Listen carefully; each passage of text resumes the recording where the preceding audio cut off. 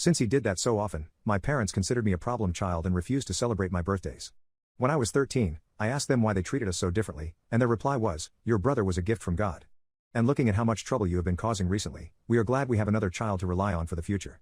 I was so distraught over my parents not loving me that I cried myself to sleep that night. I was even bullied at school because I didn't have any stuff while my brother had all the new gadgets. But I didn't fall into depression, and instead decided to prove to them that I'm not a useless son. I graduated from high school as a valedictorian and thought that they would praise me. But my brother didn't like that the spotlight was on me, and decided to throw a tantrum about not getting enough attention. So instead of going to my graduation party, my parents took him to his favorite restaurant and treated him to a giant meal. That day onwards, I decided to just keep to myself. I was still living under their roof, but I hardly talked to anyone and only went down for lunch and dinner. It wasn't easy to do that as they were always worried about my brother and what he was doing anyway. I got a full scholarship to the college of my choice, and began focusing on my studies. I impressed one of my freshman professors, and got hired as his assistant the following year. When my brother turned 18, our parents bought him a brand new car even though he hadn't even applied for any colleges. And he made sure to flaunt it in my face by saying, "Why don't you go out with friends on car trips like I do?" Oops, I forgot that you don't have a car in the first place. That lit another fire inside me, and I began working on buying my own car. But I didn't just want to settle for a cheap model, and wanted to outdo him. After all, buying something more expensive than his car with my own money would be the perfect revenge in my opinion. So I got a job and started saving up money. I had to live with my parents so I could save up on rent, but I tolerated their abuse for the sake of my goal. One of my friends told me that his dad owned a car dealership, and could help me out.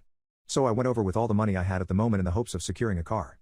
To my surprise, my friend had already told his dad about my situation, and he agreed to lend me a second-hand Dodge Challenger if I paid him a certain amount every month. I asked him why he was doing this for a stranger, but he just laughed and said that if his son praised me, then I must be a good person. I am successful enough to not worry about my finances, and the thing that matters to me the most is my son's happiness. That is what he told me, and I was absolutely elated because I love the car. I immediately drove it around for a bit, but had to go home because I was getting sleepy. I had already decided to begin looking for an apartment at that point. But never would I have guessed that my brother would do something terrible. He saw my car parked in the driveway and threw a tantrum to our parents about how it was unfair that my car was better than his. But since I had bought it with my own money, there was nothing they could do for him. Thinking that I had finally gotten some payback, I went to sleep and put my car keys on my desk. But when I woke up the next day, I noticed that the keys were gone. I rushed outside and was shocked to see that the car was also missing, and so was my brother. I asked my parents about what was going on, and they said they had no idea.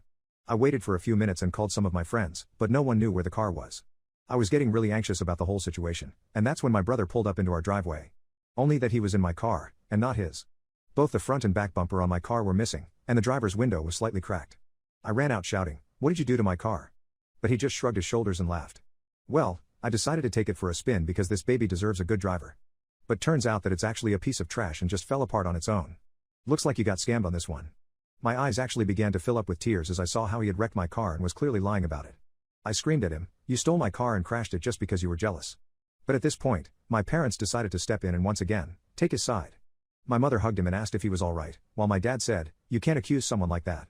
He wouldn't lie about crashing your car, and you need to believe your family's words." When I pointed out that he had literally stolen my car, they said that he only borrowed it and that I should just let it go. They didn't even wait for my response and just began walking back inside. But little did they know, I had a trick up my sleeve. You see, I already knew that the golden child was going to try something like this, and prepared for it by installing a camera inside my car. I immediately called the cops and explained the situation, and showed them the clip as proof.